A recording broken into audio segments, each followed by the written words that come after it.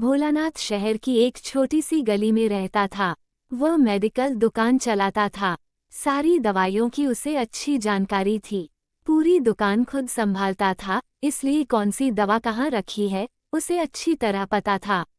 वो पूरी ईमानदारी से अपना काम करता था।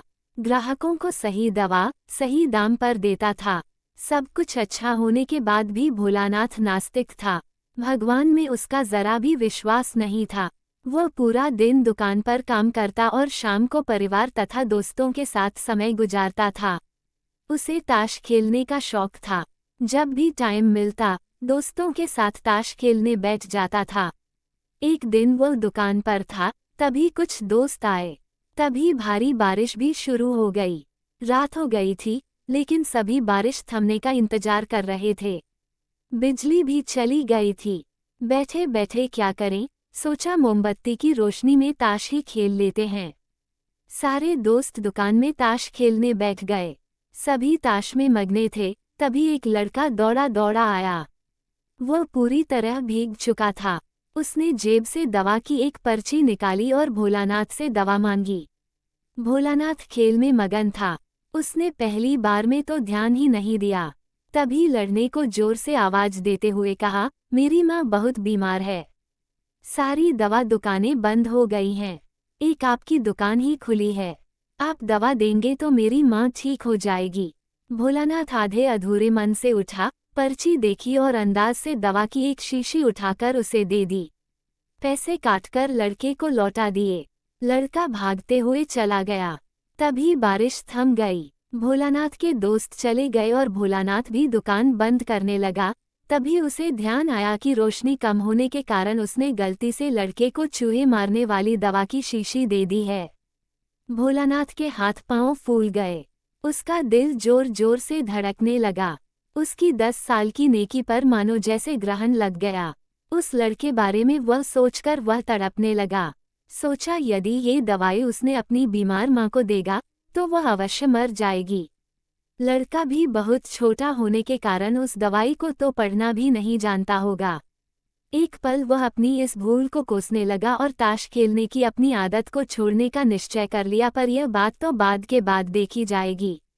अब क्या किया जाए? उस लड़के का पता ठिकाना भी तो वह नहीं जानता। कैसे उस बीमार माँ को बचाया जाए?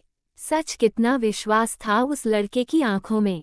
भोलानाथ को कुछ सूझ नहीं रहा था। घर जाने की उसकी इच्छा अब ठंडी पड़ गई। दुविधा और बेचैनी उसे घेरे हुए था। घबराहट में वह इधर उधर देखने लगा। पहली बार उसकी नज़र दीवार के उस कोने में पड़ी जहां उसके पिता ने जिद करके भगवान श्री कृष्ण की तस्वीर दुकान के उद्घाटन के वक्त लगाई थी। तब पिता ने कहा था, भगवान की भक्ति में बड़ी शक्ति होती है, वो हर जगह व्याप्त है और हमें सदैव अच्छे कार्य करने की प्रेरणा देता है। भोलानाथ को ये सारी बात याद आने लगी। आज उसने इस अद्भुत शक्ति को आजमाना चाहा। उसने कई बार अपने पिता को भगवान की तस्वीर के सामने कर जोड़कर आंखें बंद करते हुए पूजते देखा था।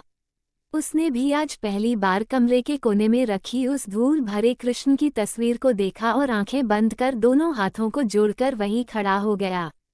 थोड़ी देर बाद वह छोटा लड़का फिर दुकान में आया। भोलानाथ के पसीने छूटने लगे। वो बहुत अधीर हो उठा। पसीना पोंछते हुए उसने कहा, क्या बात है बेटा, तुम्हें क्या चाहिए? लड़के की आंखों से पानी छलकने लगा। उसने रुकते रुकते कहा, बाबूजी, बाबूजी, माँ को बचाने के लिए मैं दवाई की शीशी लिए भागे जा रहा था। घर के करीब पहुंच भी गया था। बारिश की वजह से आंगन में पानी भरा था और मैं फिसल गया। दवाई की शीशी गिरकर टूट गई। क्या आप मुझे वही दवाई की दूसरी शीशी दे सकते हैं बाबूजी? लड़के ने उदास होकर पूछा। हाँ हाँ, क्यों नहीं? भोलानाथ ने राहत की सांस लेते हुए कहा, लो ये दवाई। पर उस लड़के ने दवाई की शीशी लेते हुए कहा, पर मेरे पास तो पैसे नहीं हैं। उस लड़के ने हिचकिचाते हुए से कहा। भोलानाथ को उस पर दया आई। कोई बात नहीं, तुम ये दवाई ले जाओ और अपनी माँ को बचाओ। जाओ जल्दी करो, और हाँ, अब की बार जरा संभल के जाना। लड़का अच्छा बाबूजी कहता हुआ खुशी से चल पड़ा। अब भोलानाथ की जान में जान आई। भगवान को धन्यवाद देता हुआ अपने हाथों से उस धूल भरे तस्वीर को लेकर अपनी धोती से पोंछने लगा और अपने सीने से लगा लिया।